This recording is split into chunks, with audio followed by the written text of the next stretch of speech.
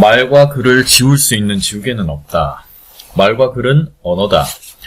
언어는 자신의 생각을 표현하는 그릇과 같은 것이다. 생각이 크면 생각을 담는 그릇도 커야 한다. 생각이 많이 있어야 그 다음 언어로 표현할 수 있다. 특히 SNS에서의 글쓰기는 매우 중요하다. SNS에서의 대화란 결국 글쓰기로 이루어지기 때문이다. 오프라인에서의 대화에 능숙하지 않은 사람은 대개 공통적으로 SNS에서의 글쓰기 실력도 부족하다. 온라인 세상에서 가장 중요한 것 중 하나가 댓글이다. 댓글이란 원글을 쓴 사람과의 대화 방편이나 마찬가지이기 때문이다. 가장 안타까운 경우는 분명 좋은 마음으로 쓴 댓글인데 감정을 제대로 표현하지 못해서 기분 나쁘게 익힐 때다. 물론 그 사람의 마음을 잘 아는 사람이라면 대충 이해하고 넘어가겠지만 서로 깊게 소통하지 못한 관계라면 이해하지 못할 수도 있다. 예를 들면 이렇다. 누군가 사는 게 너무 힘들다는 글을 썼다. 하지만 그럼에도 꿈을 향해 나아가는 하루하루가 즐겁다고 말하며 글을 마쳤다. 그러자 한 사람이 댓글로 이렇게 적었다. 인생을 평가하는 건 자신의 몫입니다. 모든 인생이 소중한 것과 같은 이치죠. 내가 살아보니 그렇더이다. 꿈을 선택하신 것 아주 잘했어요. 흐흐흐, 힘내세요. 느낌이 어떤가? 뭔가 애매한 기분이 들 것이다. 대체 이 사람 댓글을 쓴 이유가 뭐지? 처음에는 뭔가 가르치려는 느낌을 주다가 갑자기 잘했다고 칭찬하며 웃다가 마지막에는 힘내라고 한다. 댓글 하나를 남길 때에도 생각을 하고 적어야 한다.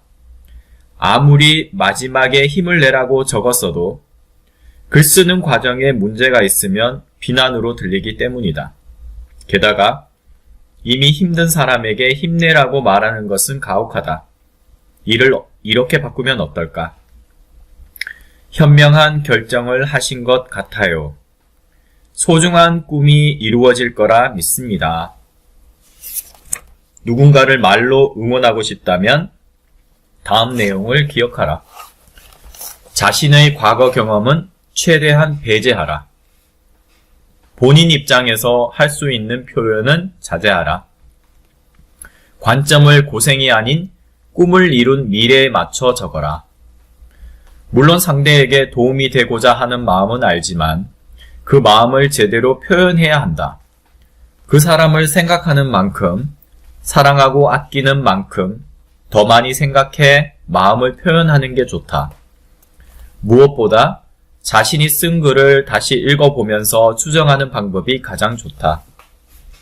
이는 내가 댓글을 쓸 때마다 사용하는 방법 중 하나다. 어떤 글이든 읽어보면 쓸 때와는 느낌이 또 다르다. 읽는 사람의 입장을 이해하고 싶다면 반드시 읽으면서 수정하는 과정을 거쳐야 한다. 우리가 상대의 마음에 다가갈 수 있는 표현을 잘 떠올리지 못하는 이유는 다가가려는 노력을 하지 않기 때문이다. 다가가고 싶은 만큼 더 많이 읽어보라. 최소 3번 이상은 실제로 말하듯이 읽어라.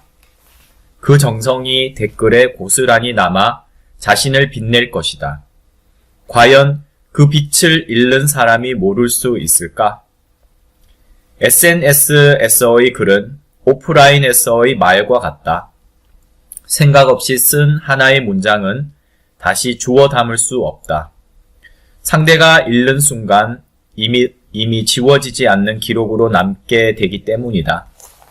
2번, 3번, 아니 수십 번씩 더 생각하고 말해야 하는 이유는 내가 한 한마디의 말이 전해지는 시간은 길어야 10초지만 그것을 들은 상대의 가슴에서 내 말이 사라지는 기간은 10년이 넘게 걸리기 때문이다. 세상에 말과 글을 지울 수 있는 지우개는 없다. 말하기는 쉬워도 지우기는 어렵다.